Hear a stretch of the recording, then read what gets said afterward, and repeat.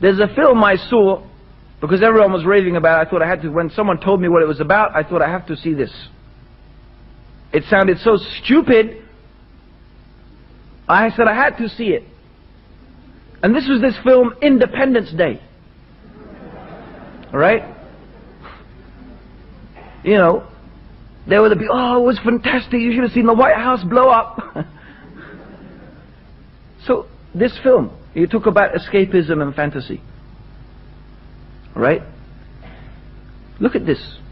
These aliens travel all the way across the universe in these massive spaceships. I mean, they're so big.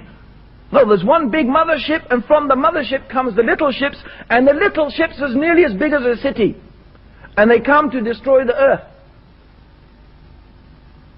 But don't worry, it's the 4th of July.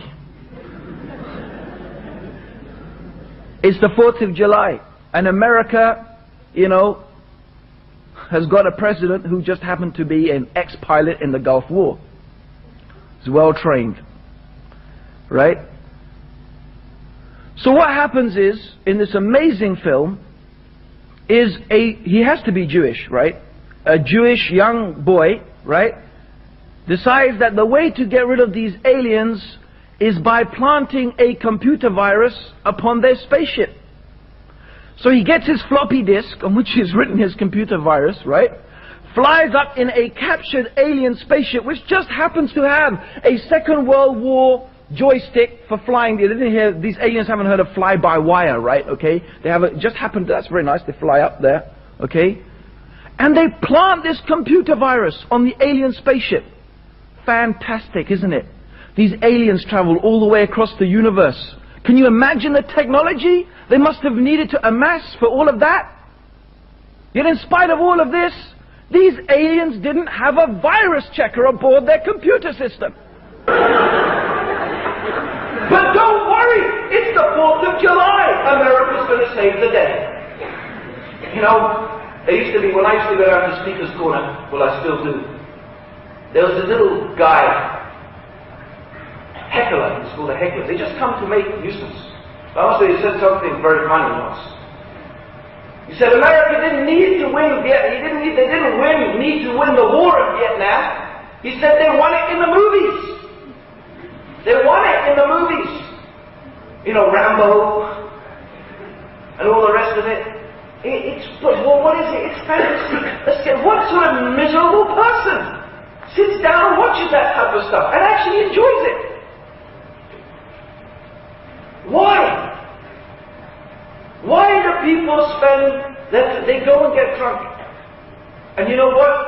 I don't know if any of you are at a university, you don't have to be at university. This is the idea of these guys having a good time.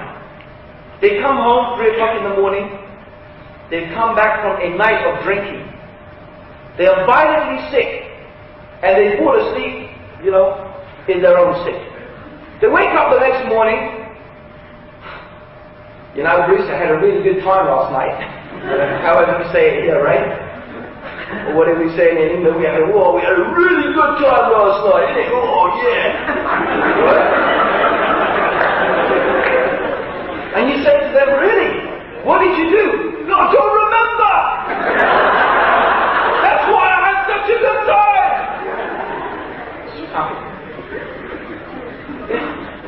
He had a good time. How did he know he had a good time? Because he can't remember what he did. And look, you know, when you take drugs, what happens? I got stoned. I was completely wasted. I was zonked. I was out of it, man.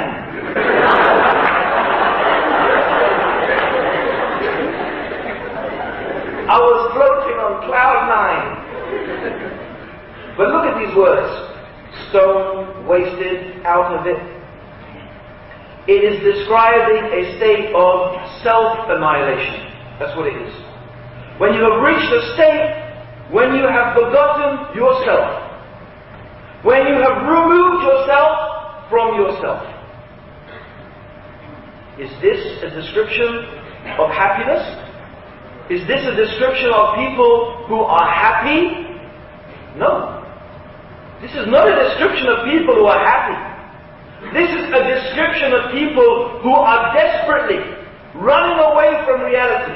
And the only time they can seem to get a moment of relief is when they escape into this world of fantasy. Take away their fantasy, take away their music, take away their films, take away their drink. And then you will see how really happy they are. Similarly, I remember watching a documentary about rain.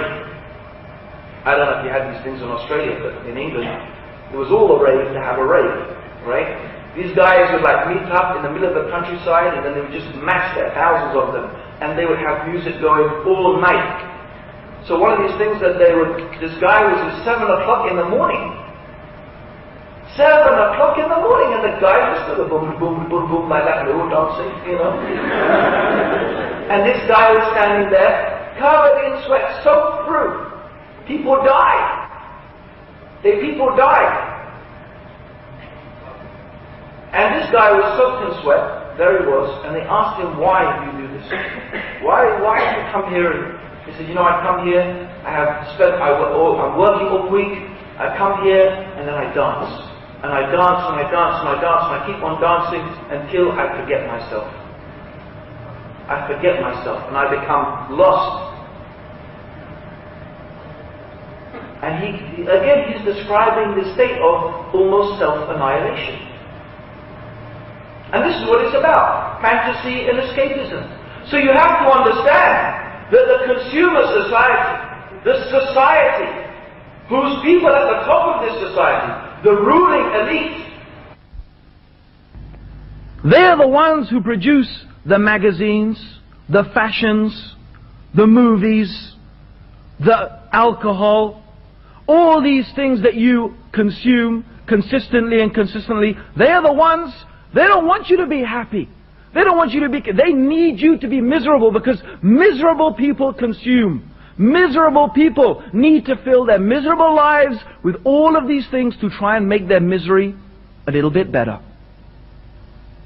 So in reality, it is a society that actually needs people to be miserable.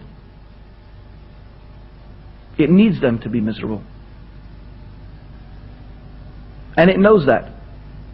The people at the top, they know that. And that is why religion in general, but not religion only in general, but most specifically Islam, is the greatest enemy to this false, lying and devious philosophy. The philosophy of the consumer society, of the sex, drugs and rock and roll culture. Islam is the greatest enemy.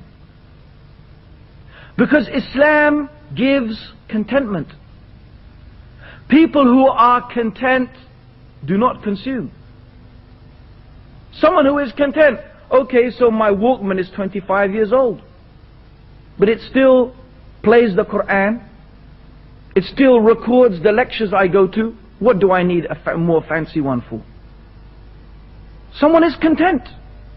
They're not always looking for the latest gadget, the latest this, the latest that. Because they know, these people, that happiness is not by surrounding yourself with material things, because the reality is, as much as you have, you want more, and you never get satisfied. So this consumer society is a proof against itself. It is a proof against itself. Look and see with your eyes. Look at these people who are the idols. And they even give them the name idols. Rock idol. Sex goddess. They give them a name. As if they are deities.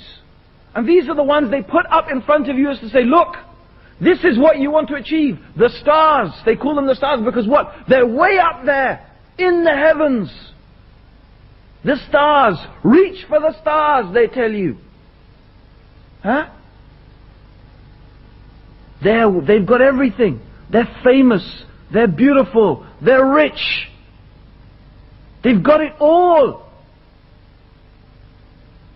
But then let's look at them. The reality of these stars.